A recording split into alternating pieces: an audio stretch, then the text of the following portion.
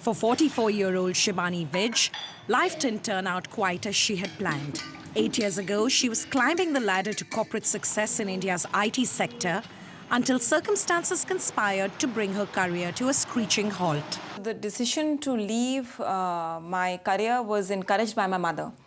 She was the one who said that you worked enough number of years, now you need to take care of your son. In Indian society, we don't have the man giving up careers and sitting in the house. It doesn't happen. Walking away from a high-profile career was not easy, but Shibani felt that her moral duty to raise her child superseded her professional goals. Yes, how can I help you?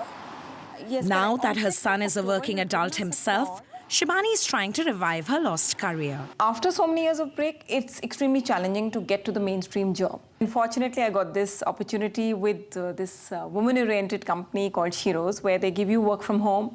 Like Shibani, nearly 20 million Indian women dropped out of the workforce between 2004 and 2015. This private company is trying to address the gap. Is it a case? It's a case, yeah. So she basically she was harassed for about 6 months. Aditi, a trained psychologist, is the director of empathy at Shiro's. She spends her day talking to and understanding the compulsions of working women. We found the top reason for a good 47% of women is that they need to take care of their child. But a good 20 to 22% because of something that happened at work that falls in the category of sexual harassment. Entrepreneur Sairi Chahal set up Shiro's 4 years ago. Today, they have an online community of 5 million women. They not only connect women with jobs, but also help corporate India to design work-from-home gigs that take into account the various problems Indian women face at work. Internet's grown in India, but much like rest of the development, index, I feel that internet hasn't sort of proven to be as beneficial to women as it could be. The idea of setting up Shiro's was initially to do more around women and workforce. It was a jobs and careers community, but fundamentally it was marking out a piece of real estate on the internet, which was women first, which was safe, which was trusted. Surprisingly, the drop in female participation in the labor force occurred alongside a sharp increase in both education and job opportunities for Indian women. It's a phenomenon that confounds even economists like Kanika Mahajan.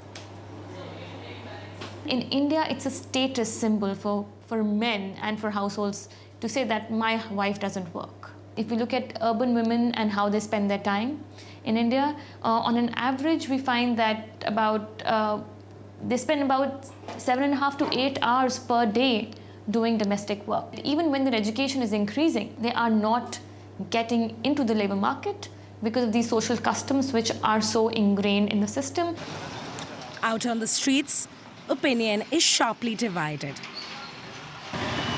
I can't allow my daughter to work the same way my son does. It would be unsafe for her. I have spoken with my family that I have to work even after marriage, no matter what, because I can't stay home. Attitudes may be evolving, but challenges remain.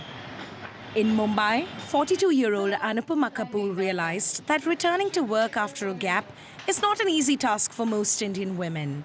Drawing from her own experience, she started a support group called Reboot Her.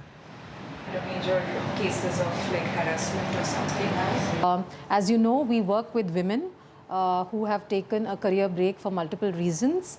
And we try and equip you and upskill you in a way that you become more ready for your corporate journey.